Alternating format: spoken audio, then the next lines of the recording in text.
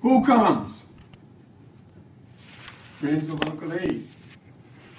What do you desire?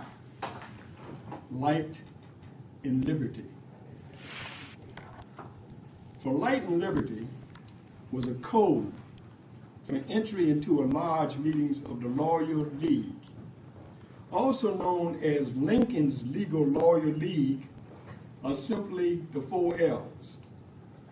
The Legal League was an intelligence gathering organization that sought to end tyranny of slavery in league with the U.S. Constitution.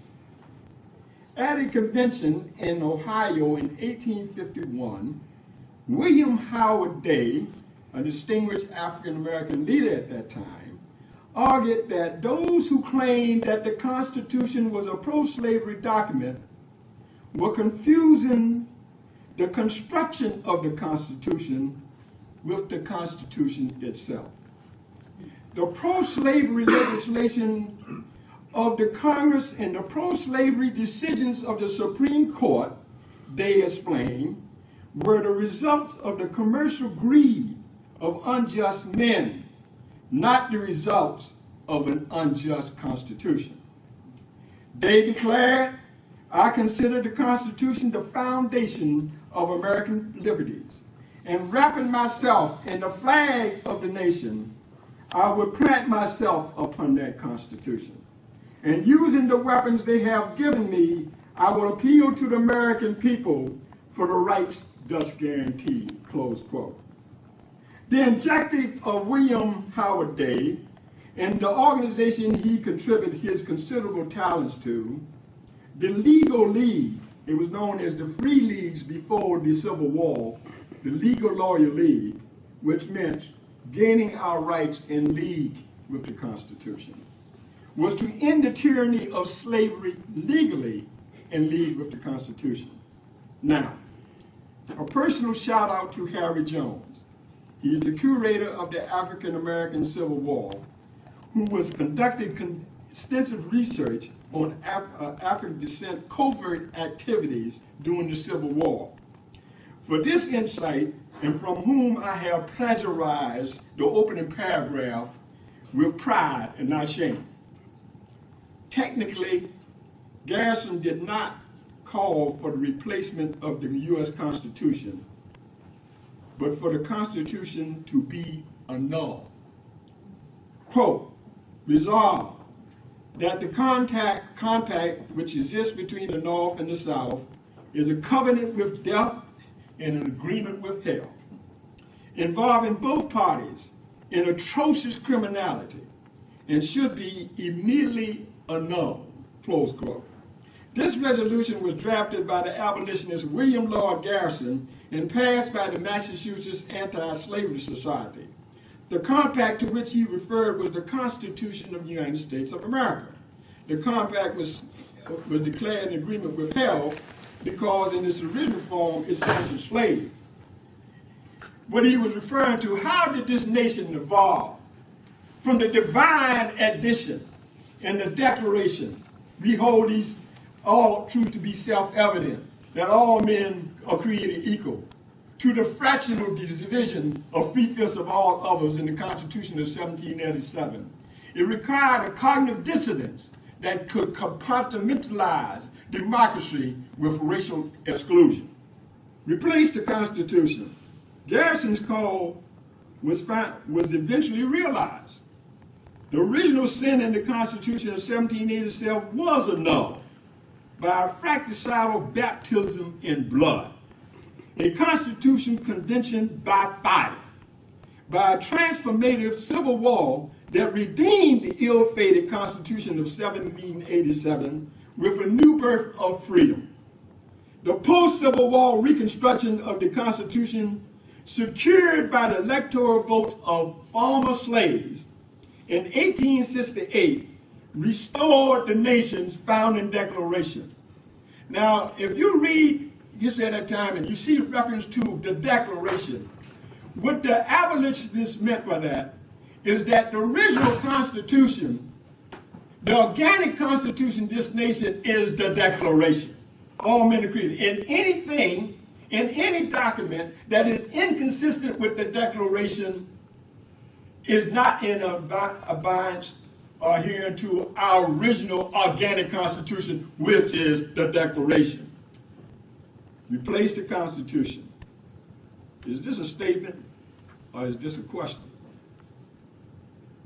In my capacity as Secretary General of the Sons and Daughters United States Colored Troops, Executive Director of the Douglas Institute of Government, and I serve as chair of the D.C. Statehood Green Party Electoral College Task Force. In that capacity, Gordon versus Gore for the 2000 election, Gordon versus Cheney over the 2004 election, and as I was suing Gordon versus Biden, I have sued every vice president since 2000. And also there's Gordon versus the clerk of the House of Representatives. None of you lawyers have heard of this. But the Justice Department there has heard of it. In my suit, the presiding judge, Kennedy, said, Gordon has raised some potent issues about what happens when we deny votes based on winner take all. Now, what I was suing was enforce a provision of the Constitution that has never been enforced since Reconstruction, and that is the second section of the 14th Amendment. I had a workshop earlier at this thing called the Constitution Valid Portion Penalty Formula. In your Constitution, I understand, there is a formula in the second section that an 8th grader who takes algebra, it's a proportional problem that mandates that a state should lose its representation in Congress in proportion to its citizen that is disfranchised.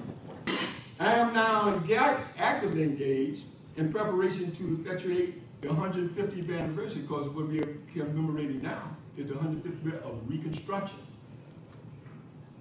It is, and all of this is laid me because of my unique insight, I submit, of going around the country and meeting over one of the most divisive debates you can have in this country. What was the Civil War about? All of that is said. These cinema sesquicentennial commemorations have provided me, I submit, without any false pride, unique historical insights in regards to our constitutional evolution. And it has led me to determine that we need a reawakening and aspirations of the 4Ls, that is the legal lawyer league. Some form of the legal lawyer league needs to be reborn to effectuate the Reconstruction era promise of a new birth for freedom. One of our problems, of our misunderstanding of the scope of the problems with our Constitution today, is because while black man, lives matter, we don't understand that black history matters even more. And we are ignorant of our history. It's each and every time, to get to your point, each and every time we have to be clear that when the Supreme Court of the United States of America is in session, there is the specter of a constitutional convention convened by 9 unelected partisan delegates by presidential appointments. Under this construction, it is inevitable that there will occasionally occur a constitutional amendment under the disguise of a judicial interpretation. The distant Dred Scott decision infamously molded our past. The recent Bush versus Gore and Citizens United judgment shapes our future. Dred Scott amended the nation's soul. Bush versus Gore and Citizens United amended our democracy. These foolish rulings by the judiciary has led, to be frank, to foolish responses by the government and the citizens.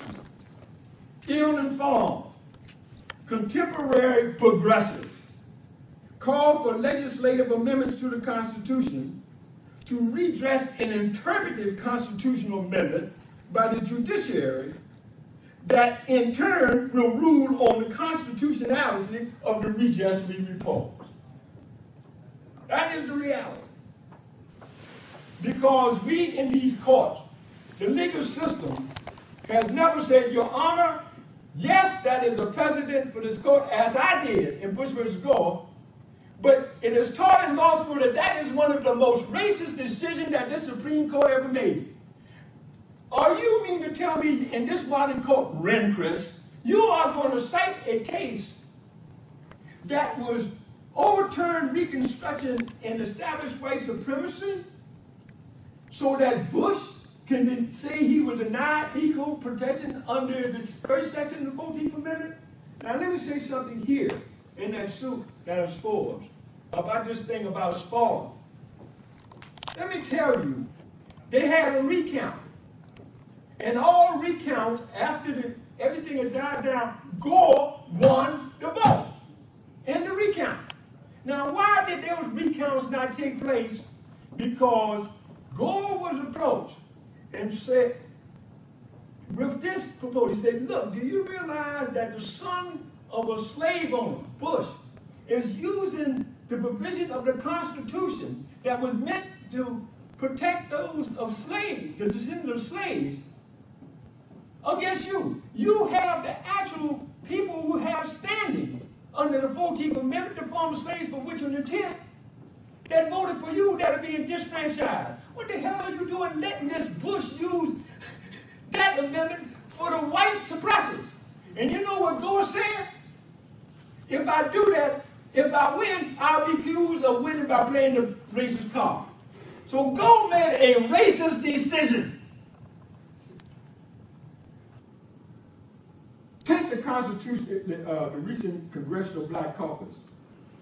In response to Bush versus Gore, the Black Caucus that we would take as if we have anything progressive in the Democratic Party, it was always looked that the Black Caucus was the kind of guiding light towards some kind of progressiveness in the Democratic Party.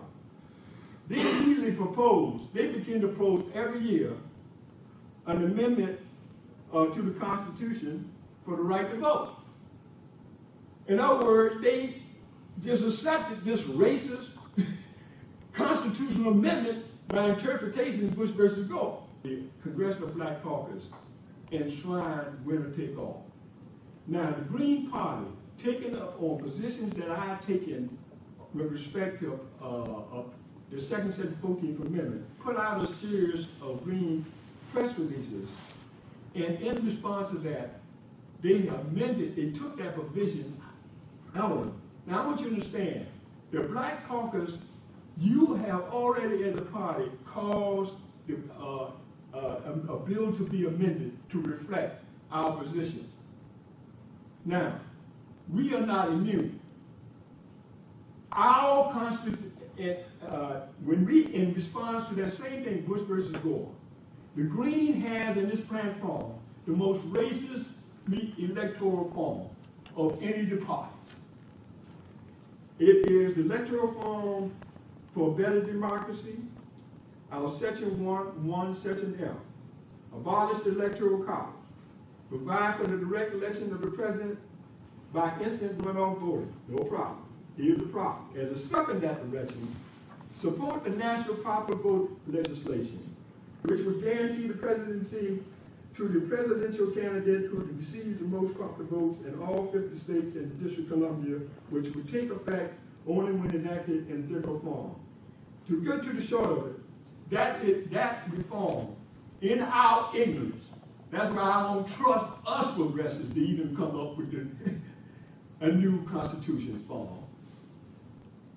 is based on the most racist decision that has ever ended by the Supreme Court, called the McPherson versus Brackett, that ended Reconstruction and overturned white supremacy.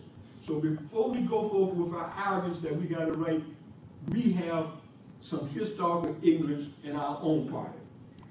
Liberal advocates for gaming the Electoral College by the National Popular Vote Initiative have received favorable reporting by confused NMSB progressive error. Presided over, you say, the National Popular Vote initiative based on a extreme redemptionary Supreme Court decision that overturned Reconstruction to establish white supremacy. Presided over by Chief Justice Melvin Wilson Fuller, the redemption era Fuller Court ranks among the most notorious reactionary in history. The Fuller Court in 1896 issued Pleasant versus Ferguson, the precedent that enshrined Jim Crow racial apartheid in America. The Fuller Court in McPherson versus Bracken held that state legislatures had preliminary power to select presidential electors. McPherson is the judicial precedent for Bush versus Gore, the reactionary foundation for the National Popular Vote Initiative and that we endorse in our platform. It's completely out of line with contemporary notions of democratic rights.